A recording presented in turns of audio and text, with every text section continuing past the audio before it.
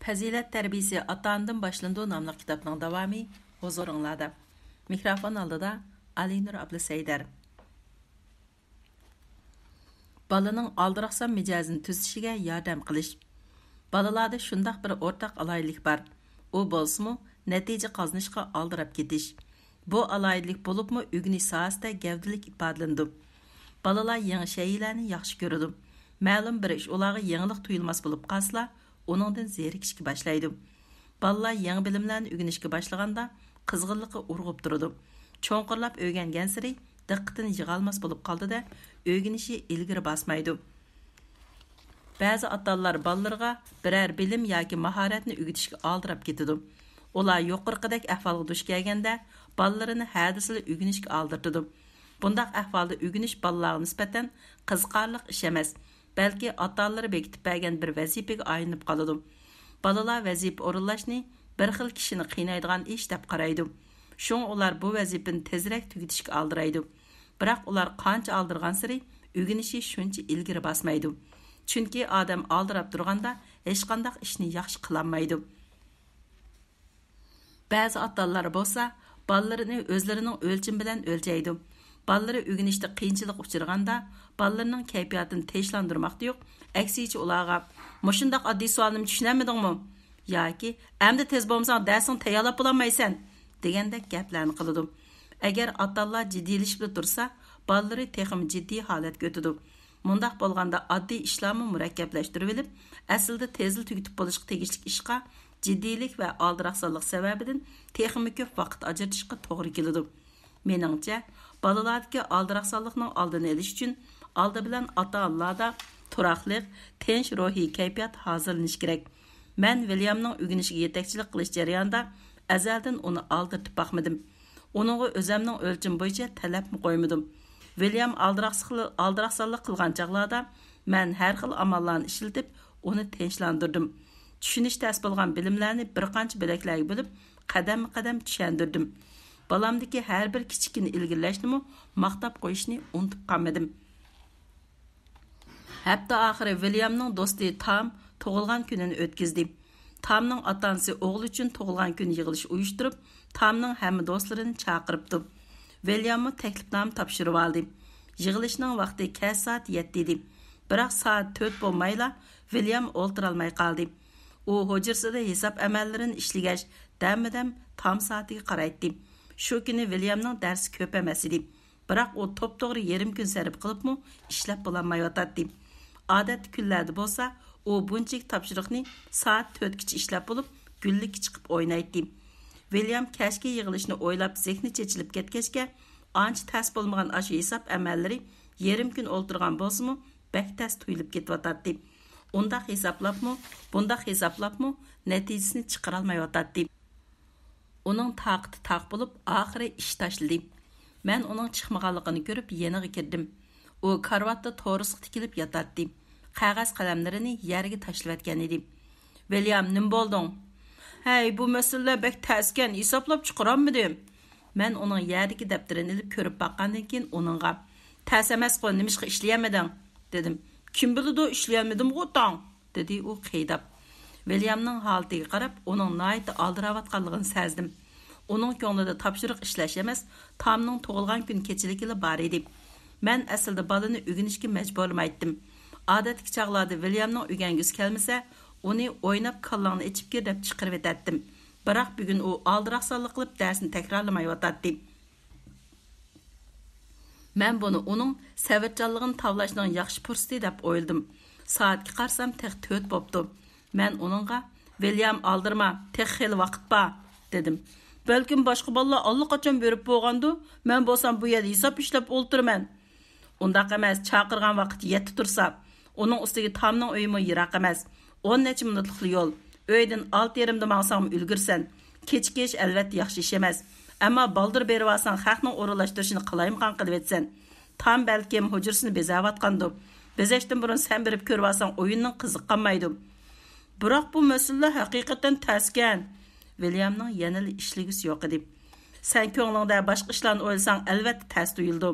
Boshqa ishlarni o'ylamay ko'ngil qo'yib ishlasang, hargiz tas tuyulmaydi. Ammo hozir kechilik oz deganda yana 2 soat vaqt bor. Sening yana bir qatim sinab baqqing yo'qmi? Agar rostla ishlagan kelmasa, dam olsangmi bo'ladi.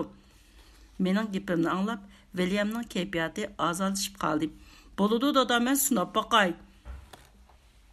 William andishdan qutulg'achqa yarim soatga qolmayla masalaning hammasini ishlab bo'ldi. U yenimga yugurib kirib xo'shal oldi. Rostla osonkan dada, ajab qiziq. Birdamda osonlashib ketdi-ya, dedi. Nimishqa shundaq bo'lgandi, deb kulib turib so'radim.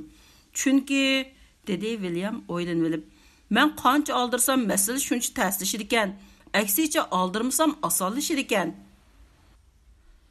O'rganish unumini yuqori ko'tarish. Zo'r ko'p qism kishilar balaning qiziqishi bak ko'p bo'lib ketsa, bilimni cho'nqilay olmaydi deb qaraydi. Ularning nazarida bilimda keng doiralik bo'lish bilan bilimdagi cho'nqilishish qarim-qarshi hisoblandi. Bu qarashning ma'lum asosi yo'q emas. Lekin dadamning bu masalada o'z oldiga o'zgacha qarashi bor. U bola tarbiyasida agar bilimda keng doiralik bo'lish bilan cho'nqir bo'lishni tang ishga oshira olmagan ahvol ostida bilimning keng doiralik bo'lishini qo'lga keltirish kerak. Chunki har qanday bir konkret kasb yoki fan boshqa sohalardagi bilimga chetilgan bo'ladi. Bir odam keng doiralik bilimga ega bo'lgandila, ondan ma'lum sohada texnik cho'ng natijalarni qo'lga keltira oladi deb qaraydi. Bu undaqda balalar ko'p xil bilimlarni egallash bilan bir vaqtda yana ma'lum bir konkret fanda yaxshi natijaga erisha olmaydiganligidan darak beramdi. Dadam o'zining tarbiya amaliyoti orqali bu qarashga raddiya berdi. Bugungi kun kelganda men William orqali bu qarashning to'g'riligini yana bir qatim isbotlab chiqdim. Vaqtni muvofiq o'rinlashtirsalar, balaning yuqori unumli o'rganish uslubini saqlab qolg'ili bo'ladi. Bundaq bo'lganda balaning darsdan sirt o'rganadigan fanlari har qancha ko'p bo'lgan taqdirdami, yanada yuqori natijaga erisha olishida gap yo'q. Williamning qiziqishi keng doiralik bo'lib, normal o'rganishdan boshqa u yana rasm chizishni, so'z chalishni, sayohat qilishni, o'yin o'ynashni va kitob o'qishni yaxshi ko'radi. Biroq u bu qiziqishlar sababidan o'rganishiga ta'sir yetkazmadi. Ba'zi ota-onalar mendan doim Williamning qiziqish doirasi shundoq keng turib, yana darslarni yaxshi o'qibdi.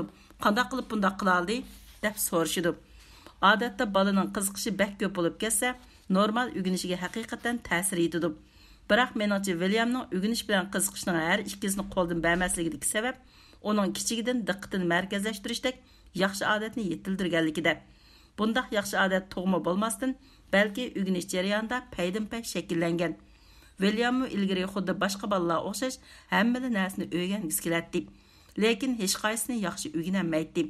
Bir qatim William uyda latin tili o'rganayotganda sirtda qushning sayrag'an ovozini anglab qoldi. U darhol kitobni tashlab qo'yib, qushning rasmini chizishga boshladi. Rasmni taqib chizib bo'la olmaganda qush uchib ketdi. Shuning bilan u yana kitobni qo'lga olib varaqlashga boshladi. Endi bir necha bat ko'rishiga pianino chalg'isi keldi.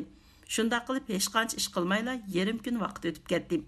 Men bu ahvolni ko'rib turgan bo'lsam-mu, uning kamchiligini darhol ko'rsatib bermadim. Kashda Williamdan "Bugun o'rganish qildingmi?" deb so'radim. "Qildim" deb javob berdi u. "Bugun nima o'rganding?" U birdam o'ylanib olgandan keyin tirikkan oldi. "Hech nima o'rganmadim" dedi. "Nimishqa?" so'radim men. "Mening o'rganadigan narsam bak ko'pkan, zerikib ketdim. Latin tilini birdam o'rganib rasm chizg'im keldi. Rasmni chizib bo'lmaydi, pianino chalg'im keldi. Chelvetib latin tilini o'rganish planimni to'g'rilab bo'lolmadim, esim kelib, pianinoni oxirgacha chalolmadim. Bir ishni tugatib bo'lib, ondan ikkinchisini qilsam bo'ladi-ku. Undaq qilsam qachon tugataman?" dedi William. Men Williamning hammasini yaxshi qilishni o'ylagan bo'lsam-mu, ammo aldirab ketgachga birarsim yaxshi o'rganolmaganligini bilatdim. Şoň onuňa qanday qilganda vaqtni muvofiq o'rinlashtirg'ili bo'lganligini savatchanlik bilan tushundirdim. Eng muhimi besib o'tira olishing kerak. Bir ishni qilayotganda boshqa ishni o'ylamay, ko'z oldingdagi shu ishni ko'ngil qo'yib yaxshi qilishga tirishqin. Mushundaq qilasan 1 soatlik o'rganishing odatdagi chaqlardagi butun bir kunlik o'rganishingdan unumliroq bo'ladi. 1 soatlik vaqt 1 kunlik vaqtdimi unumliroq bo'lishi mumkinmi? William gumansirab so'radi. Ishonmasang ati sinab baqqin. Atisi William mening deganim bo'yicha qilib 1 soatga yetmagan vaqtda 1 kunlik o'rganish planini o'rinlab bo'ldi. Ondan pianino chalishni mashq qilishga kirishdim. O'rganish vazifasini o'rinlab bo'lgan bo'lg'achqa ruhiy yukdan xalos bo'lib, pianinoni ozod kayfiyatda mashq qildim. Tushlik tomoq vaqtida u menga "Dada, o'rganishni ko'ngil qo'yib qilsa ham tez ham yaxshi bo'lar ekan. Men ishlarni birdan-birdan qilib o'rganish planimni tez o'rinlab bo'ldim" dedi. William diqqətini yığışqa odatlangandan keyin birər ishqa kirishgan aman hech qandaq narsa uning diqqətini chachalmas bo'ldi. Prinsip jihatda uningdan kundalik rasmiy o'rganish vaqtining 2 soatdan eshib ketmasligini talab qildim. Nurg'un kishilar buningdan hayron bo'ldi. Ular bir kunda faqat 2 soat o'rganibla Williamning hozirgi bilim saviyasiga yetishiga ishonmadi. Biroq bu reallikni e'tirof qilmaymi amal bo'lmadi. Chunki ular hamisha o'ynayotgan bolalarning ichida Williamni ko'ratdi. Balkim Williamning o'yinga sarf qilgan vaqti ular biladigan har qanday bolanikidan ko'p bo'lishi mumkin.